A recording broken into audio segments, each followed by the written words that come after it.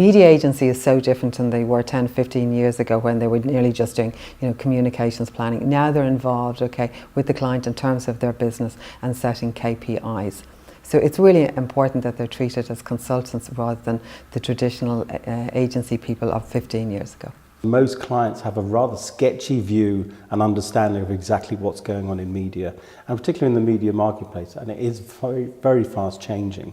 And hence, people like me, who are kind of poachers turned gamekeepers, having been on the media side in the agency life for a very long time, I'm able to actually guide them through what is quite a confusing area in media. We would always say to a client, to give the media agency the exact same brief as they've given them to the communication agency, but there's probably some additional requirements.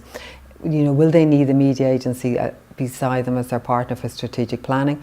Also, what are they going to do about digital? Are they going to split up, paid, social and search? What planning tools they need, what reporting systems that they're going to actually need in terms of digital.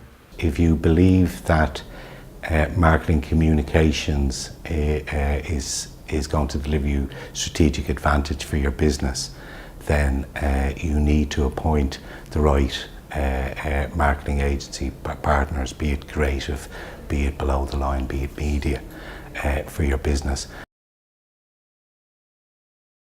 You should look at the value that that agency is going to bring you over a number of years and the investment you're going to make in that agency or through that agency over a number of years.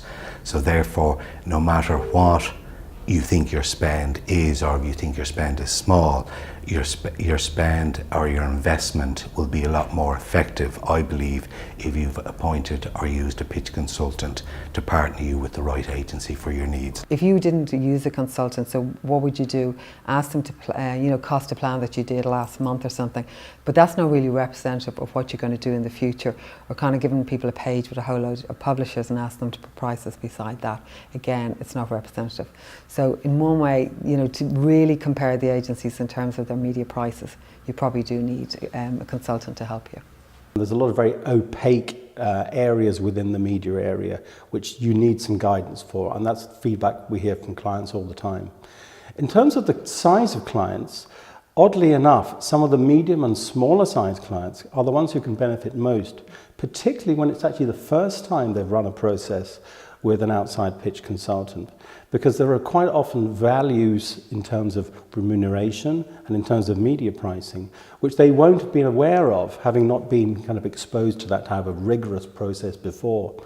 And our experience is that particularly that first time with some of those medium and smaller size clients, there's some very large savings that can be realized, and they are far in excess of what you'd be paying the consultant itself. So it really is a win-win. In terms of the fees, it's really difficult for the agencies to scope that out. So sometimes they kind of put in as a blended rating. And what we have found is if the client has decided then to choose one of those agencies, we'll go back again and kind of put it in nearly a bit like creative. Okay, we think we're going to buy like 100, 200 hours off you in terms of social or search. What will be the cost for this? So we do remind clients of them. Occasionally we get pushback from them for various contractual reasons about when contracts are expiring or when they need to have their new agency in place. But we always do our best to give really as much time as possible for the work to be done, and indeed the methods employed to make sure that they are in line with best practice. I suppose trying to follow the guidelines, right? Getting the short list of agencies, then doing the face-to-face, the actual presentations itself, and maybe giving the agency, if you like the agency, go back, if you need further clarification on things. And one way, I know you can't throw the timeline out the bin, but it's a bit like a relationship with anybody, okay? It takes time. Invariably, in one of the first meetings we have with our clients, we do share with them the IAPI guidelines and indeed our own guidelines to ensure an effective and smooth process. Keep the number under 4, right, and try and give the agencies at least 6 weeks. The shorter the short list, the better. If you've done your initial preliminary work well, as in researching what your needs are as a client and what your requirements are as a client, and then research the market as to what agencies you potentially think can deliver on those requirements, you should get to a short list quickly. It really is in nobody's interests to bring a lot of people through a process where actually they've got a very little chance of achieving the result that they're hoping for. So it's all about working closely with the client on exactly what their requirements are at the outset, being very clear about that, and then using those criteria to actually select the agencies who would go forward to the first stage or indeed to the final pitch stage. It depends again on the brief of the client and the size of the client. We have done it a lot recently in cases where there's kind of a very deep brief in terms of the requirement of the agency. The key plus on it, okay, it helps the client, okay, decide, okay, I like the culture of that company. Whereas if you just go in on one day, that's the day that all the theatre is there. On the face-to-face, we've been kind of giving the agencies a detailed brief for the face-to-face.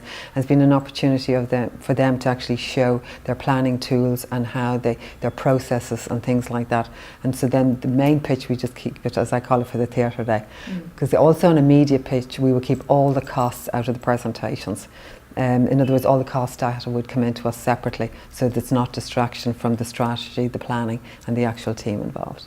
The Q&A sessions, which are in effect chemistry sessions as well as Q&A sessions, are incredibly important. 1, to get to know the people. 2, to get to know the business. 3, to get an opportunity to ask the client face to face about the brief and about their business, so that when you go away as an agency, you produce your best work. It is a people business. There's teamwork required, and the chemistry of the different people and the fit is very, very important. And you will only get that when there's a face-to-face meeting. And to make sure that the team that present that day are the team that will work with you. Because this is really a relationship for 3 years, so you've got to love them, you've got to trust them, have confidence in them, and kind of feel that they're the same goals as you do, and that they're going to help you develop your business goals as well. So the team is really crucial. To make sure that there's understanding throughout the whole team, all along the way, all the key milestones. That as much as possible for the client to share as much information that they possibly can about their business plans going forward, because you're going to be employing an agency for 3 or more years. So what are your business and marketing plans for the 3 years? Because the world is changing so much, and as I mentioned earlier, they have a lot of insights on how people consume media. So strategic planning will be important, and then also the whole digital world again on real-time bidding, programmatic, and how they actually structure that within their organisation. The first thing I would say is why, okay? And I would clearly write down the reasons why. Because sometimes it could be a situation, it's just a chemistry between 2 people, like someone in your organisation and an agency. So is it a chemistry thing? Is it that you feel that you're not getting good value, or why? And then clearly scope out, okay, what you want from an agency going forward. The other area I'd really like to get their opinion on is their trading philosophy and how they see media changing within the next 3 years, and the effects that that will have on the client.